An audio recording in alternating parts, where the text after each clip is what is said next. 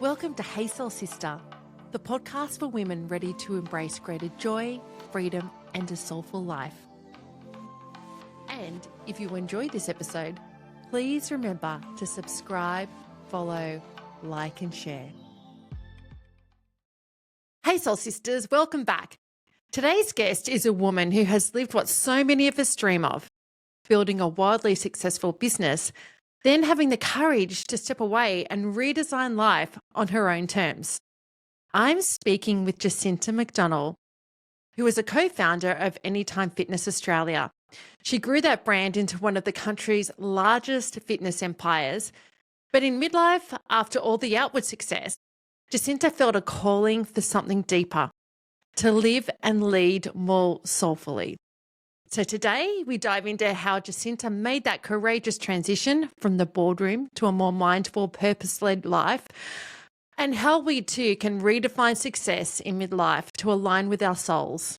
Sisters, you're going to love this one. Hey Jacinta, welcome to Hey Soul Sista. Hey, thanks for having me, Mel. Yeah. So we met, is it 10 years now? It is, 2015. Yeah, it's exactly 10 years. That's amazing. It is 10 years, the 10-year anniversary of, now we met on Nicoll Island. We did indeed. Yeah. We did indeed, yeah. For a Business Chicks Leadership Retreat. Yeah. It was a pretty amazing time. It was an amazing time, yeah. Yeah, it was. It really was. Yeah. I know for me, that was actually the catalyst for starting Got Your Back Sister, which I did 6 months later. Yeah, you did. Yeah. After it was an incredible time. Yeah, and of course we got to hang out with some pretty cool people. Cool people, Richard Branson included. Yeah, we did. Yeah, we won't complain. Yeah, absolutely. In the Caribbean. Yeah, yeah. Just quickly before we go into your story and your soulful lessons, looking back now at that time 10 years ago, did that change you in any way, or did you kind of walk away going, yeah, I'm going to do blah, or because we were around some pretty amazing people that were doing big things on a global stage, at a global level. So you can't help but to be inspired. I walked away and started Got Your Back Sister. How did that impact you?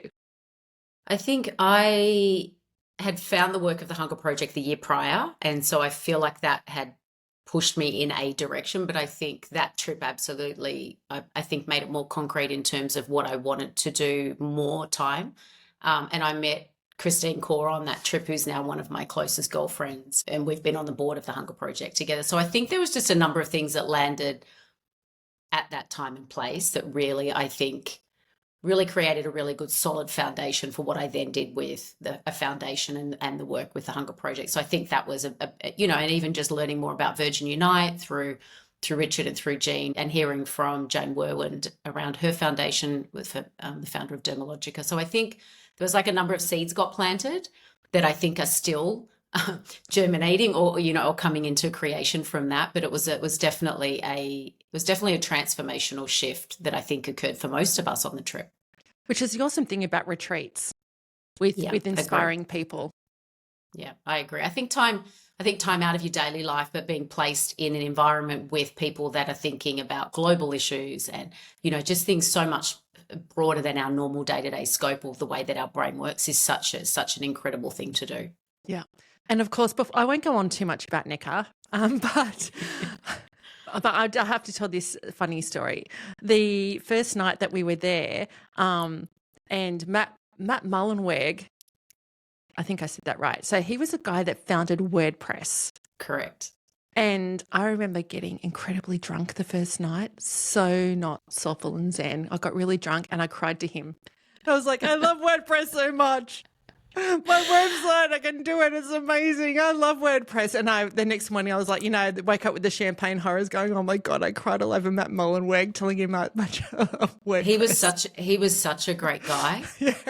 He was so humble and so smart. And I think at the first dinner, I remember I sat down and Marianne Williamson came and sat opposite me. And I don't usually get like awestruck, but I was just, oh my gosh, she's sitting and she's just like eating casually. And so it was just, it was such an incredible time. Yeah, absolutely. Yeah. I also have a really, really kind of like not great Marianne Williams story of my interaction with her that's really embarrassing, but that's for something off air. Okay. Anyway, so Jacinta, I wanted to talk to you because you are a very successful businesswoman. You co-founded Anytime Fitness in Australia and then have gone down a whole other, pulling yourself out of that and going down a whole other different trajectory, which I find really fascinating, probably because I'm a little bit, it's where I'm at as well. And many women I know that are around our age. So I was really hoping you could share some of that story today. So tell us, how did you bring Anytime Fitness to Australia? Because it has ended up being one of the largest gym chains in the country. Yes.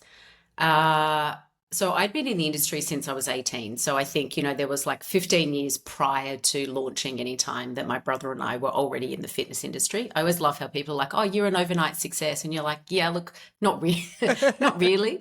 So 15 years in the industry running our own gyms. And then in 2007, we saw the concept of 24/7 and immediately knew that that was going to be what we believed was going to be the next thing in here in Australia. It wasn't here yet. And so we flew over to meet with the founders of Anytime and as well as their competitor, and quickly realized this was something we absolutely believed was going to transform the industry.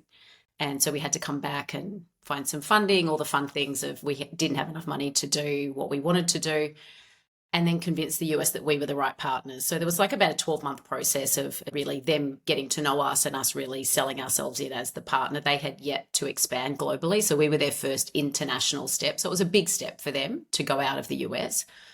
So it was that was the first time they'd gone out of the US. We were the first international expansion. So that's why it also took 12 months because they weren't quite ready when we first met them to go outside of the US. And so we launched in May 2008, on the 15th of May 2008. And we had really big plans to open 350 clubs, which now I look at it and I think, I don't know how we thought that that was going to be a thing because there was like 90 gyms in Australia, which was the biggest chain. So I don't really know how but we're very comfortable with that's what we were going to achieve. And yeah, it obviously went very well. And the franchise system is still incredibly strong at almost 600 locations just in Australia now. Wow. So yeah, it's quite amazing. That is 600 locations. Oh my goodness. Yeah, it's a lot. I still find when I say it, I'm like, okay, that's just it's still very, I don't know, it feels very distant, but very close to me still at the same time. But I exited in 2017. So by that time we already had 425 open. And it was almost a 10-year journey when I sort of, pivoted out of a co-founder role. But the brand is still very, very strong and very successful continuing now. So why do you think it has been so successful? I think our timing was great. So I think we had a vision that no one else saw. I mean, the whole industry laughed at us for the first few years thinking, what are we doing? No one's going to go 24/7. And so the whole concept didn't really catch on in the industry, but from a consumer point of view and a franchisee point of view, we were like, we grew really quickly, really fast in the first few years. So I think we had a vision that maybe others I know others in the industry didn't share that was possible. And then I think we just, I don't know, had the courage, I guess, to sign off on we're going to open 350 and then had the conviction to say that to our franchisees and come out publicly, which could have been extremely embarrassing had we done 20. And then we knew the industry and we knew franchising. So both of my brother and I's background kind of, you couldn't have had a better training ground to launch something like this. So you had franchised businesses before?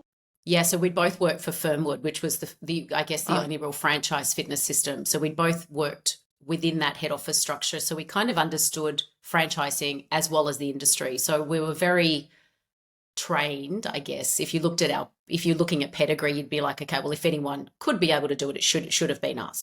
But I also think I get asked now more so, like, why does Anytime have nearly 600 and your competitors have 250? Like, and I think really that was our pure focus on franchisee success. I think that was the intention going in for if they're successful, everything works. So I think that was also a part of it, I think. There seems to have been a general shift towards more people being aware of their health and well-being. Is that right? That's what, to me, that's what it looks like. No, I think, it's definitely shifted. We started in the industry, in the early 90s, and it was it was kind of a like, do you go to the gym or do you exercise? And now it's more like, where do you go? So I think we've now moved into, it's not really a discretionary thing anymore. It's like, we know we have to move and we know we need to exercise. And I think the younger generation, it's just embedded, right? Like my 15-year-old goes to the gym. And so it's just, there's a whole generation coming through that just totally understand how the body needs to move, and we need to do strength training. And so I think there's been, hence the rise and rise and rise of the fitness industry. So I think now we understand the importance of it versus it being, it's not really, we don't see it as optional anymore, in my opinion.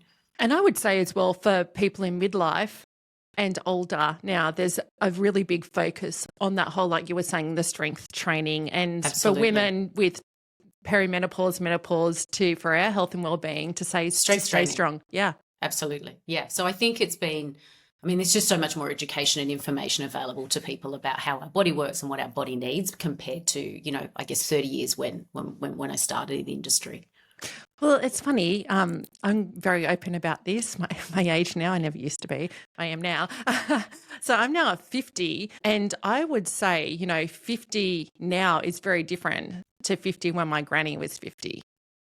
Oh, it's totally different. So I don't care about salary. I'm 51 now, and I don't think I'm probably as strong as I was 15 years ago, because I think that we just, you know, we understand that the importance of maintaining our strength. And if I thought about my grandmother, oh my gosh, at 50, you're talking about totally different genetic systems, right? In terms of what a 50-year-old woman can be now or is now based on what we've done for 30 years compared to what they did. Absolutely. And it's interesting. I had my granny who lived to 95, and she was still walking down the street. She lived in a country town. She couldn't drive. So she was still walking down the street to do her shopping, which is wonderful. She was very active. But then my nanny was the opposite. And to see she needed a walker, it got to the point at the end of her life, she was pretty immobile. And for me, looking forward to the last phase of life, I'm really conscious of that. And making I think sure that's and I think that's something that because we understand now and we can see forward, like what we do now is critically important to how we live the last stages of our life, right? And I think that that's the last thing that we want, is to be immobile or so overweight that we can't. I want to live to my last breath, doing things, right? So I think that's also creates a different discipline, I think, at our age as well, to like really know that it's super important. It's not about how we look. It's not about how I look at all. It's about how I feel, how strong am I, how mobile am I, can I continue to do this for the next 10 to 20 years. So what was the best part of being part of Anytime Fitness? I think watching the franchisees' lives transform. I think they take a really big risk believing in the product and putting a lot of their money into building a new business, but then being able to see them have financial freedom and flexibility in their life to be able to either do more gyms or to take their kids to school. And some of them are retired younger than me now. So I think for me, it was always that. It was just watching them have the life that they really, really wanted via a business, and it happened to be the Anytime Fitness Network that enabled that. So that's something I'm really proud of. Yeah. We actually are friends with some franchisees here in Newcastle, and I really saw that. It would have been, say, 12 or 13 years ago, and I really saw how that transformed their life in a really, really great way, which is wonderful. Yeah. Oh, that's so nice to hear. Yeah. So what made you step away then from such a successful business that you had helped co-found? Well, I think, it was 10 years from inception, 25 years in the industry. And I think we get a sense of when things are moving in a direction that maybe is not how we would go. The business was really large. We had boards, we had committees, we had like a whole bunch of things. And for me, it was just a realignment of what I really wanted to focus on and really wanted to do. And the business wanted to go in a different direction. And so it was a pretty simple decision. It wasn't really logically thought through, which is most of my life, but it was just time. Like I just knew that it was time. It became pretty obvious that it was time for the business and for me. And so it was a pretty simple decision. It wasn't simple afterwards when I then started to wonder what I was going to do, but just to stay aligned to myself and my values and my integrity and where I really wanted to go personally, it was a pretty simple decision from that place. It's so interesting when you start to feel a misalignment in values, isn't it? and Yeah, get that little feeling, and then it grows and grows and grows till it comes to a point you actually need to do something about it. correct. It's like I call it, it doesn't really, there's not really a decision. You know, the building of that misalignment or that incongruence with, I guess, your highest self or your truest self becomes to a point where it's like it's obvious that it's time to move forward and to step forward into something new, even if we don't know what that is. Yeah, which is scary sometimes. It's very scary. I think it's scary all the time when we come to those juncture points, right? Those real tension points, and it's like, well, I'm not sure why, but I just have to trust that there will be a reason why I want to step forward into a different direction. But it's very hard. So how did you go actually making the move and stepping out of it? I'm pretty good at taking risk. I think that's probably one of the things I've been comfortable with from when I was young. So I think stepping into the unknown is something that I can do, and other people do find harder. I understand that, but I always tend to just I just know that I need to do it, and then I try not to overthink it, because then I just get stuck in this really weird zone of knowing I need to go but being stuck somewhere, and I hate that feeling. I really hate feeling of misalignment. So I just leapt and was like, okay, this is what we're doing, and then I'll figure it out afterwards. was my approach. And big question, how did you let go of any attachments that you may have had to any time fitness? That was the hardest part. I anticipated that I would have some attachment to, I didn't realize the extent of how much identity I had created around my role. And also people's perception of you is very interesting. When you move away from a role, it's like, well, what are you doing now? And it's like, well, I'm still the same person.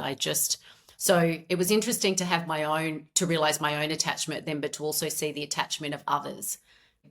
I really struggled with, because it was almost like, well, you need to now go and do something else to be valuable. And I'm like, well, I don't really. That was just something I did. It's not who I am. So it was definitely a process, and I definitely didn't do it well. I don't think anyone can do it well. I did as well as I could.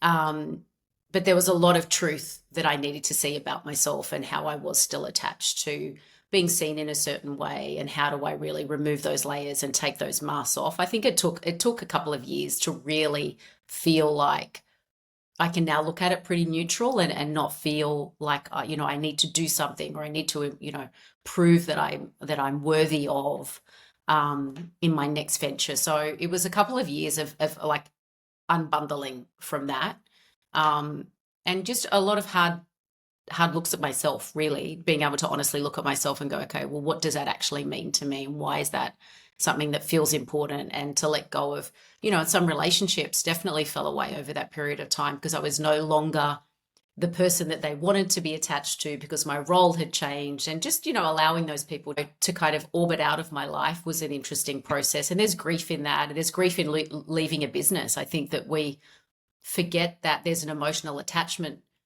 to the thing that we've created. So it is natural to feel sad, which is not spoken about. Everyone thinks you should be really happy because you sold out and you're doing all these amazing things, but there's a grief there as well that we need to. It's a process of letting go of that as well. So I think, that took me a couple of years, I think, to really start to be grateful for the journey, but also know that the journey was really over. Yeah. I totally get that. And I get that because I had started thinking about stepping out of the day-to-day of Got Your Back Sister. 18 months, 2 years ago, I had started thinking about that, and I was really exhausted from and I'm going to say hustle, but constantly being on, constantly pushing and driving, and it took a toll on me. And it was interesting because in my head, I'm like, okay, I've got an 18-month plan. I'm going to do this slowly, pull out. And then one day I ran into somebody who had been consulting for us, and my hubby and I were going overseas, and I said to her, hey, do you reckon you might want to jump in and take over running Got Your Back Sister? And she went, okay. So my 18-month plan became a 4-day plan. Yeah. And the Band-Aid was ripped off. Yeah. Which is a blessing, right? Because Yeah. it's horrible and scary, but it's also like you probably would have dragged yourself through that process for longer had you not have just ripped the Band-Aid off.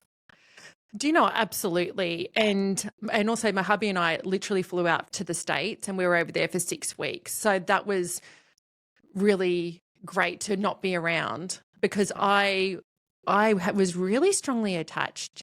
I grew up from my lounge room and Yeah. had done everything from delivering groceries to doing marketing plans to driving campaign. I've did Yeah. everything from the menial to the big, and that identity was huge for me, huge. Yeah. But also I was very aware I felt that way. And so I started at the beginning of this year having sessions with Nicola Unite to Yes. actually help with that, to help with the Yeah. untangling of the identity and everything. And also the loss and the grief. And I was very aware as well that all of a sudden people that maybe you thought were your friends and they were friends with you just because they were your friends, actually it wasn't. It was because it was a business thing. Yep. And that's tough. It's tough to see. yeah, That's hard. Yeah, that's hard. That's a hard piece, and it's the truth, and that's okay. But so there's kind of an unbundling of relationship as well as business. So I think it's kind of twofold, right? And then there's your awareness of you've got extra space and time to start to maybe look at the things that we maybe haven't wanted to look at in our life until we've got a bit of space. So I think there's a number of things that come into play. Definitely. Did you do any specific inner work like that, or therapy to kind of help you with that untangling of the identity and attachment? Absolutely. And I still do that work now. I think that's just my constant seeking to evolve and to grow and to learn and to understand and to be curious is always there. So I think that work's critical at that time. And I think that I actually think it's critical for us just on an ongoing basis to just, remove things that we don't need anymore, and how do we let go of things that maybe we've got so much conditioning at 50 or 51 at our age from birth that it's like it still comes up to to show us things, I think. Absolutely. I say all the time, actually, to anyone who'll listen, and the women who come to Got You Back Sister, I say all the time that inner work never ends. It never ends. It really doesn't. And every time you think that you're like, oh, no, I'm all over this life stuff, I've got it sorted. No. I'm always like, oh, the same lesson. Okay, amazing. Here we are again. I thought I was all over that. I was like, I thought I did this. No. Okay, great. Here we go. So I always feel like it's always though slightly from an elevated position, right? Like I've learned something, but there's still something else to learn. So I feel like I'm not going around the same circle. I feel like it's, slightly different, but always it feels like the same lesson quite often. Yeah. Absolutely. And in saying that, that's why tomorrow I'm literally getting my butt in the car and driving to Avalon to go and have a session with Nicola because I'm She's incredible. Yeah. Because the last month, so I had a hysterectomy a month ago. So I've been here. Oh, yeah, that was huge. That was that's massive. Midlife, right? Yeah. Bloody hell, hysterectomy. And that was awful. And it was interesting in the healing process, lots of drugs, lots of painkillers, and my head stuff went freaking bad. Nuts. Yeah. So I was like, I need to come and have a session with you, Nicola. I've got to sort this out. Yeah. There's so much physically that's going on in your body as well, right? Like to rebalance and to come back into like more of your integrated self. There's definitely would be some energetic work as well, as you've had so much physical work done, but then there's the rebalancing of everything else. And grief, and I'm going to be honest, some identity, that stuff popped up again. Yeah. Thought it was gone. Nah, not gone. Constant. It's constantly. So was there a pivotal point where you had to choose the courage over the fear to make that leap? Yeah, I think that's the work. I think constantly is to recognize when we are holding ourselves in a pattern because we are too fearful to step. I think that the leap to exit anytime was one of them. A leap to end my marriage 10 years ago, actually a little bit longer now, was the same leap into just knowing that I needed to do something. And I think we have to be careful. Society is always teaching us that more is better or we need to constantly grow. But I think that there's moments and times in our lives where it's about resting and rebalancing. And not always pushing and not always forcing. And I think that sometimes is what people avoid. And I think that's where fear, it just keeps us pushing and hustling and just moving, constantly moving and not being willing to sit still.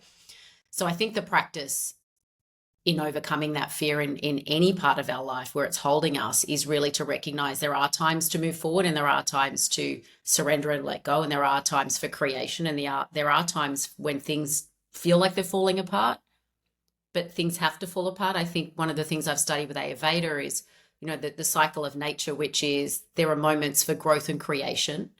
There are moments for maintenance and preservation. There are moments for destruction and decay. And then there are moments where it's rebirth. So I think nature is our biggest teacher if we know that there are rhythms for everything. But for some reason, as humans, we think that we don't have a rhythm. Like it's just always like everything should be great. We should be smashing it all the time.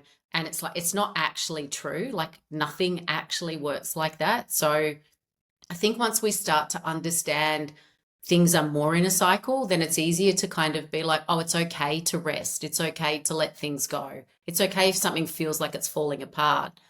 Because as we get older, we realize something's actually being born from that's something we've let go of. And I think that helps me be more comfortable with stepping into the unknown, knowing that it's just part of our cycle. Like we can't just keep going and going and pushing. And it's not actually about pushing, as you know, the work that you've done as well. It's about surrendering to, okay, what is actually being asked of me right now? And sometimes it is to do nothing and to rest. And other times it is to step forward and to create something. But being happy with that balance, I think, is my best way to counter the fear, is to know that it's just part of growing. So how does life look for you now compared to when you were going through that time of growing, of growth and of the big business? Yeah, I think definitely slower, which is intentionally slower. I still achieve lots of things, but at a pace that I would have looked at, back in there to go like, why are you doing things so slowly? And I think now it's just allowing things to happen when they're meant to happen versus me pushing or forcing something to occur. So definitely slower, definitely more intentional, definitely more focused on what else do I need to know? I'm super curious about still learning new things and just allowing space for whatever that is for me to learn to show itself. And I think I'm still doing lots of work with the Hunger Project. So that is a constant inspiration, I think, for me. But I think slower and more intentional would be the way that I would say I live now versus it was so fast paced when any time was growing and there was really no time to really sit and reflect on anything. It was just, we just had to go and just constantly push. And I think I don't miss that part. Yeah. Yeah. Was that hard to do that, to slow down? Because you get like the brain, the neuroplasticity where you're like, go, go, go. Yeah, it's still hard. I think even now, if I create space, my mind's still like, well, what are you going to, like, what are you doing? What are you creating? And it's just like, I'm learning to just like, something will cut or just pause. Like otherwise I'll run in a direction and then I realize, I just spent 6 months doing something that I'm not really truly aligned to. So that's been my last few years of just slow down and just wait for something really profound, I think, to show that is something you truly want to create, which is uncomfortable. Yeah. To say the least. When we were on Neckar, one thing that I obviously noticed about you was your yoga practice. And I think you had many of the group up doing yoga early in the morning. I'm going to be honest with you. I'm not an early riser, so I did not get up early and do the yoga with you. I came out afterwards for breakfast. We all have different cadences. Yeah. I'm still not a morning person. I'm a night owl. Yeah. And I think that's something as well. Like people are like, well, I should get up. And I'm like, if your body cadence is, you know what I mean? Some people, so I've got friends that are like, got a girlfriend, she's up till midnight. I'm like, oh my God, I can't, like I miss sleep by 9. Yeah. So it's just, she's tried and tried and tried it. I'm like, you're just better in the evening and I'm just better in the morning. Like it's just, I think we're genetically more one way or the other. Absolutely. Do you know what? I cannot do a gym session before 9 a.m. 5 p.m. is my sweet spot. See, there you go. And see, I'm like 9 o'clock in the morning is like my perfect training session. By 5, I'm like, unless it's a really great yoga class, then I'll go. But so it's just, it's learning what works for us and our body, I think, is really important, especially as women. Is like, when are we at our best? When are we going to do our deep work? When can we do our best work? And I'm always prior to midday, really. Yeah. Yeah. Yeah. So, when we were on Neckar, one thing that really struck me about you as a person, which I had never met you before, but you meet people and there's the Harvard research that says that you size someone up within the first few seconds. But I think we traveled together actually onto the island of Neckar. So I was probably with you for a couple of hours just chatting. And it struck me how zen you are. I remember thinking, this girl is so zen. On Neckar you were as well, which by then you were doing yoga and leading people, the group in yoga classes. Yeah. Have you always been zen? No, I haven't. I can definitely say I haven't. I mean, the yoga practices now, I was doing by children's ages. It's probably 16 years of like a dedicated yoga practice. So that's had a huge impact on my life. And then meditation has been about 12 years. So I think, and that's a daily practice of mine, like as much as it can be, especially yoga is ideally daily, but it keeps me grounded in myself. So it enables the rest of my life to work. I always try and explain it in that way, because without those daily rituals or those practices that I have to be disciplined to do, I find myself wavering into, I do become more erratic. I get less grounded. I make worse decisions. I don't have the clarity. And so it's definitely been a journey of 16 years, but it's now something that even more, I think I've even bedded down more lately, is like, it's so critical for my clarity of thinking and being just really true to myself, is to have those things just really part of me. So definitely a transformation. Like, I was not like that 16 years ago when we started anytime, even that was prior to yoga. But since then it's been like a gradual shift more towards I guess more grounded is the way that I would try and describe how I feel. Is there anything else that you do for your spiritual practice? I journal every day. So if you've ever read The Artist's Way, she talks about morning pages. And so I've journaled for about 5 or 6 years on and off, but since reading that, it's nearly 12 months of doing morning pages. I think I've only skipped 2 days. And that's been incredible to actually understand what comes, because it's really just your subconscious coming out onto paper. So I do 3 pages in the morning, and that's been really, really amazing. Yeah. I saw the other day a Liz Gilbert reel popped up. I think it was Liz and Oprah. And I love this. She was talking about journaling for that quick little snippet. And she was saying how she journals every day, and that's how she has her soul, higher self connection, spiritual connection. And she said she starts by writing at the top of the page, "Dear love, what would you have me know today?" And love is your higher self, your soul, spirit, God, whatever that is. But it's the higher connection that takes you out of that everyday humanness doing to that whole beautiful higher self. So I've started doing that this last week. Yeah, it's amazing. And it's thank you, Liz. Yeah. So one of my favorite questions, sometimes I just start writing. And if I get stuck, my favorite question is, what does my soul want me to know today? Or right now, what does my soul want me to know right now? And then I just start. And then by the end of the third page is usually the most interesting. And all of a sudden things will come out and I'm like, I did not know that was even there. So it's such a beautiful practice. I recommend it to anybody that will listen to me. It's so interesting because the very first day that I did that, I thought, you know what, tomorrow morning, boom, I'm getting up, I'm going to do that. I'm going to do what Liz told me to do. And so I wrote it at the top of the page, "Dear love, what would you have me know today?" And tried to do a little, vision of my higher self. And at first it's like, oh, what am I going to write? There's almost like an anxiety of, what am I going to write? What's going to come up? And it's so interesting because what you just said actually happens. You kind of start off just writing, just like, I'm just going to go with this.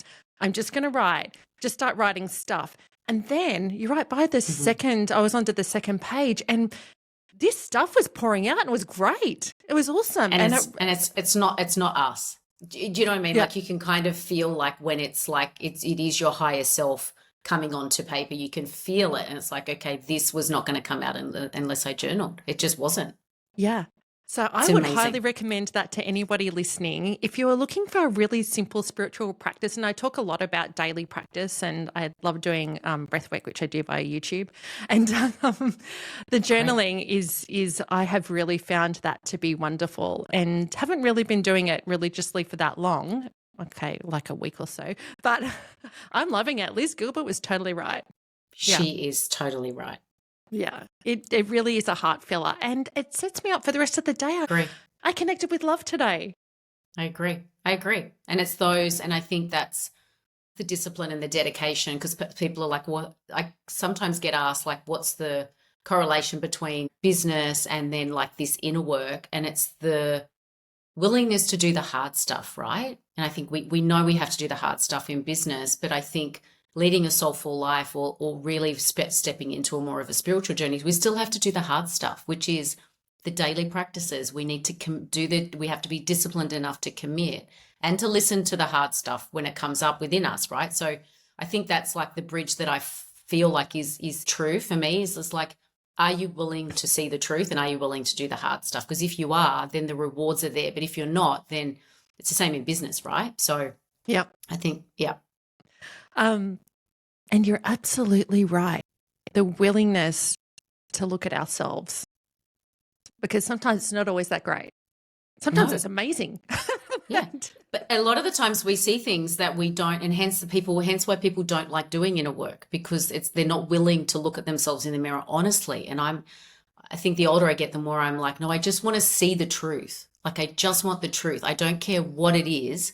I just want to know, so that then I can at least just understand it. Whereas when I was younger, I didn't want to see the truth. I didn't want to see the bad parts of me, or the parts that were like, oh, okay, that's a bit confronting to see that I do that, or I'm attached to this. And the older I get, the more I'm like, no, I just want to see all of it. Like, I want to experience all of it. And I think if we try and numb down the sadness or the grief or whatever's there, we also numb down the joy and the awe and the wonder. So it's like you can't have one without the other. You need to be willing to see the whole spectrum of emotion and the whole spectrum of yourself to really be able to, like, I guess, live fully. And so the older I get, the more I'm like, no, I just want to know the truth. Like, I don't care what it is. I can deal with it if I just know. And I think that's like, it's a nice curiosity to have. Yeah. And then if you do know, if you choose to, you can actually find some way to process that. I've been reading David Hawkins' book, Letting Go book, and I love that. He talks, it's so funny because we get told, get over things, suppress things, feelings are bad, emotions are bad, kind of sweep it under the carpet. But he's like, no, you need to sit with that feeling and go through a process to actually let that go. Yeah. I agree. Because I think, the older you get, the more you realize that the more you suppress it and the more you put it under a rug, it just comes back in another way. And it's usually 10 times worse. Explosion for me. Exactly. So it's like, it doesn't actually go away. It stays in our body. And the more you study, yoga philosophy, and the more you study anything energetically, it's like, it actually is in your body. So it's not gone. It's just suppressed and held, and it's going to come out in some way, shape or form. So it's learning how to process that is part of the work. Absolutely. Love the work. Sometimes I don't love it. Sometimes I don't love it. Sometimes we don't love it at all. So true. So Jacinta, for women in midlife that are getting to that point, and I do think that midlife is where you kind of reach that point for many of us that do the reflection and go, hang on, I've been living up to a certain way for up to this midpoint of my life, and how do I want the rest of my life to be? But those women that are going, okay, is this it? Or I don't know if I want to live this way anymore. I want to course correct my life, or I want something deeper. I want to live a different way. What advice would you have for them? I think, first of all, to acknowledge that that's true. I think one thing that we do is we'll shut it down before we even allow ourselves to say, I don't want my next 50 years to be like my last 50 years. We're like, oh, but like, be realistic. I think that's the first thing we need to do, is actually be truthful and say, I don't want to repeat the last 10 years of my life. I want to do something differently, and that's okay, because we're not really taught that that's okay. So we know. I think the close circle of friends that we have around us has a huge effect on whether we do anything in our life to change or whether we don't. So I think that's also a really critical thing to examine at midlife is like, are the people closest to me really pushing me to my best self, or are they really wanting to me to just not really grow and evolve? Because I think that's a huge determining factor if we actually do anything. And actually start the inner work of like, what have I never maybe said out loud? What is here that I really want to do, but I've never been brave enough to say that I wanted to do?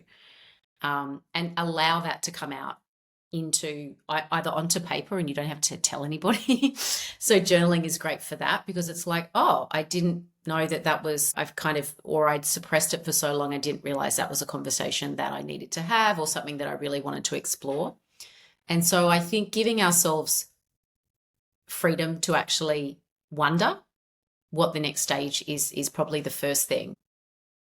And pausing enough so that we can actually start to listen to our most, I guess, authentic voice, or I say our inner voice or our higher self, in terms of what is actually being asked of me in this lifetime. Because I don't think we have done that in our first, I mean, I didn't do it for quite a long time in my younger years, because I didn't either have the connection or the belief that I could actually go and do the thing that I really wanted to do. And so I think pause, and I think the people around you are hypercritical as to, because you need friends that where you say, I'm going to go and do this thing, and they're like, go do that, and not be the ones where, oh, I'm not sure, or like you can't have negative people around you. If you're going to step into something new, you need people that are really cheerleaders for your higher self and are really pushing you forward. And sometimes we recognize that we don't have those people in our life, and that can be really sad and it can be really scary. But I would use that as an invitation to seek new relationships and to really step forward anyway. But I think sometimes that can be something we struggle with as women. I love that you said you can actually go and seek them out.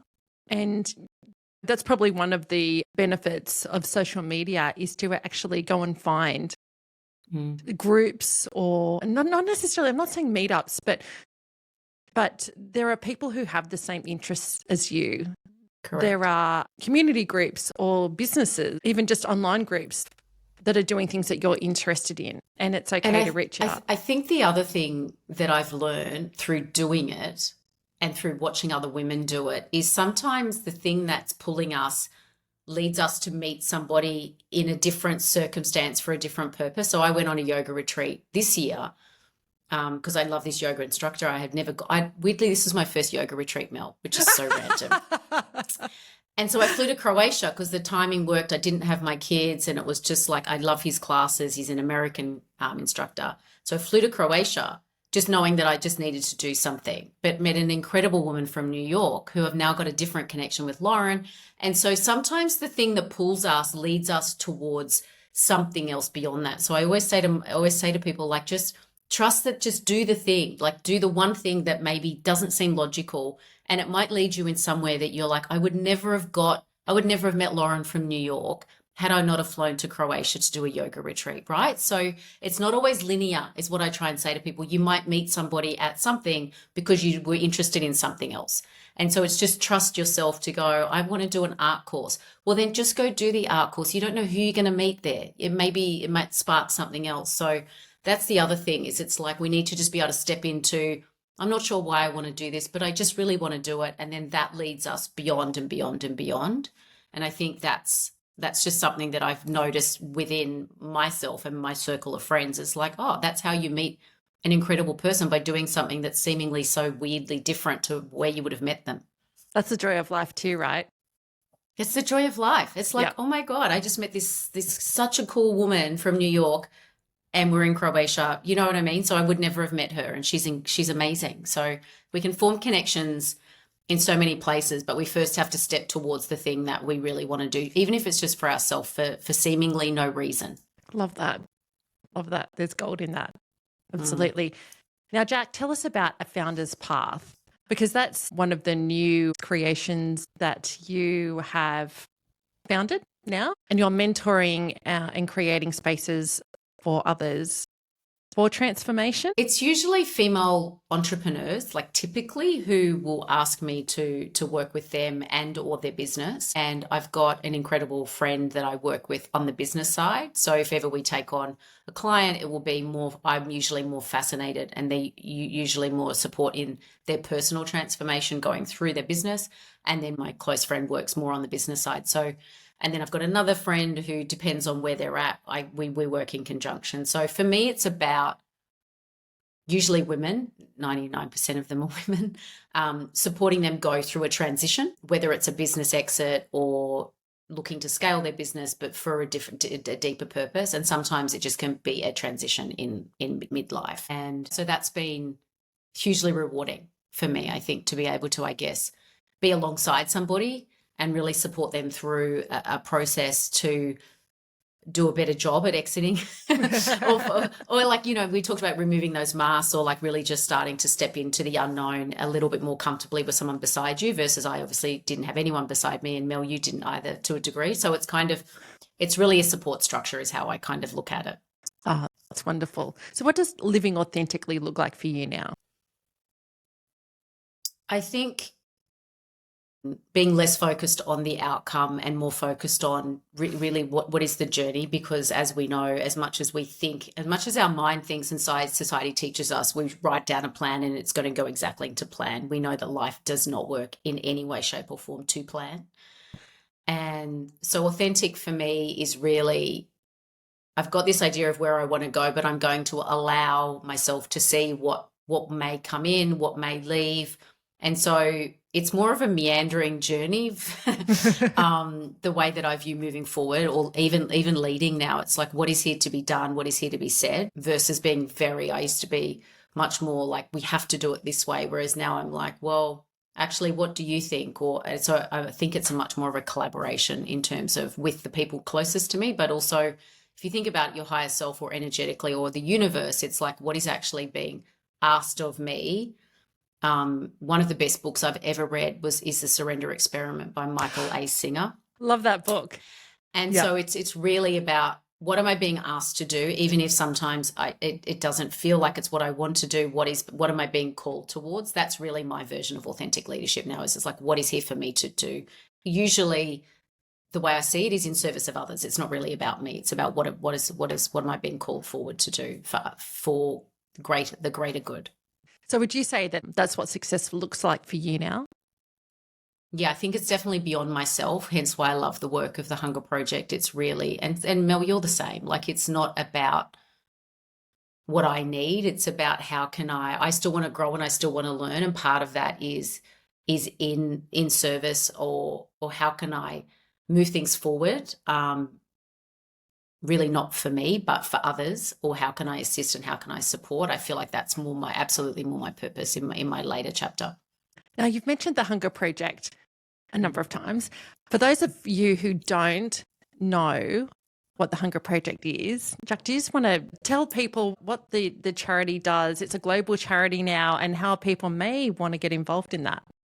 Yeah, so the Hunger Project started in the US in the 70s. The Australian portion of it is we're a fundraising arm. So we raise funds for projects in Africa, Bangladesh, India, and Mexico, all around hunger and poverty. But the way that we approach each country is distinct to what is the social issues, what are the actual issues that we need to address, and how do we do that in a sustainable way that creates generational change. So I've been involved since 2014 when I saw the work, and I'm facilitating a trip next year, which will be the first time I get to facilitate, which is exciting, in Ghana. And so, yeah, like you can look up thehungerproject.org.au is our website here in Australia, or our global organisation, but it's really around sustainable generational change, of shifting people out of hunger and poverty through supporting them to be sustainable in their community and working with local government. So we don't do any food handouts. It's all about mindset change and education for the communities. So what would that trip look like for anybody that was going to take part in that? Yeah, so the trip is, we're on ground for a week. So we go out and visit the communities. There's workshops around how do we actually create social change? How do the programs get rolled out? What does that look like in terms of our own leadership lessons? And so I think one of the things that I learned when I first saw the work was I learned more around leadership in country on the ground than I'd learned ever before in my life. So it's really, we talk about it as a transformational leadership program, which it really is. We learn as much around where are we stuck, where is our scarcity mindset playing out in our lives as much as we're witnessing it with our community partners. So it's an incredible classroom is how I usually describe it. I know a number of people who've been on the immersion trips over to Africa and India, and the people, they all rave about it and what a game changer it is.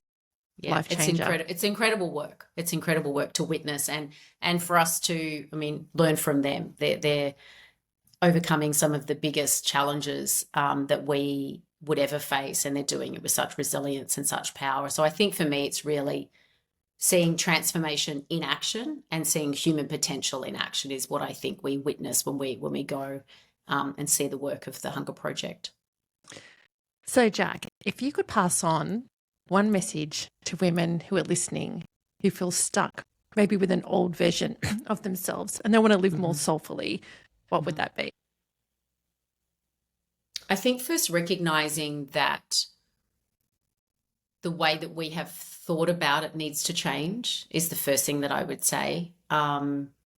That the answers are not typically going to come from the same place that we're asking the question from. So Mel, so if you think about your journaling, it's really being able to tap more into, there's so much wisdom in our body, and there's so much wisdom if we can slow down and really connect to our higher self as we talk about it. And so I think that's the place where we need to really look versus looking externally or looking at the way we've always done things. And I think there's an Albert Einstein quote that I like, which is, no problem can be solved by the same consciousness that it came from. And so it's really just knowing that you're not going to think your way through this next chapter or how I want to change. It's really starting the inner work and being disciplined enough to pause and to reflect and to untangle from what has been our last, say, 50 years. And I think that's where the magic lies, but it's not, you can't think your way through, would be my advice. You really need to pause and reflect and start to look at it in a different way than maybe you've ever done before. So, Jack, what excites you most about the next chapter in your life journey? I know the next chapter is about more impact. I still don't have the blueprint for that. I'm allowing things to drop and to land and giving it space so it's definitely working with the Hunger Project. I usually say till my last breath, which I think is valid. Seeing how that shapes up and forms will be interesting to see where does that go to. And it definitely has a component of supporting women to lead a more meaningful and an impactful life. I think that's been brewing now for a number of years. So I'm excited about all of that. I'm excited about my kids. Watching my kids get older is something that's so beautiful. How old are your kids now? I'm really enjoying that. My oldest is 25 and then my youngest is 12. And so being able to have a bit more space and time with them is such a treasure as well. So I think that's obviously a big part of my next 10 years as well, is continuing to raise them as well as I can. But yeah, I think it's still shaping, but those are kind of the signposts that I'm being pulled towards. Did I tell you I have 7 grandchildren now? I know, that's insane. I don't have any yet. I can't even imagine how excited I'm going to be when I have one. I'm going to be beyond excited when my eldest has a baby. Like we're still years away. Who knows? But it's just so beautiful, Mel. It's really interesting. So we got the first grandbaby, little Floss, at 47, and I'm now 50. So within 3 years, we've gone from 1 to 7 grandbabies. Oh my God, that's a lot of babies. It is. And, at first it's like, oh my God, I'm 47 and a grandmother. But it's funny because it's one of the things that I think about now in this phase. And there's lots of things that I like to do personally and things that I'm interested in. I'm the chair of Got Your Back Sister, so I haven't totally separated myself, but, just I'm the chair, so working at a higher level and not doing the day-to-day doing anymore. And I'm loving podcasting because I love sharing all this with other women to go, how can they consciously choose to live a more soulful life for themselves? But being a grandma now, and they call me Granny. Oh, they can't say Granny, they say Ganny. Oh my Ganny. God, that's so Ganny. cute. I know it's That's so Ganny. cute. But, that's one of my purposes now, right? Is actually Yeah. also being there for them and embracing them and trying to show them the best parts of life and themselves. So even that within themselves is a lovely purpose. Yeah, Yeah. but I think as well, like we sometimes gloss over the generational impact that we can have. But even you leading the life that you lead, Mel, like that impacts our grandchildren now. You know what I mean? So it's like they see and they witness and they feel how we live, and then that that becomes a part of who they are. And I think it's such a beautiful generational gift that we give by being our best self. Yeah. I love that. And yes, for anybody listening, one of the joys and benefits of being our best selves and living our best lives. Absolutely. Yeah. So Jack, how can people find you? Um, And I'm on and a I'm founder's path as well. Yeah. Yeah, so just my website. So it's just mcdonald.com is probably, I think that leads the closest way to me. Or then Instagram. I'm being a little bit offline, but I'm still on there. You can still access me through, and that's just McDonald. So those are probably the two easiest ways to get hold of me. Yeah. So if you're listening and you'd like to connect with Jacinta, especially if you're interested in the Hunger Project, doing the immersion trip with Jacinta to Ghana next year, or finding out more about a founder's path, reach out. Yeah. And thank you so much for sharing your wisdom with us today. Oh, it's always lovely to chat with you. Thanks, Mel.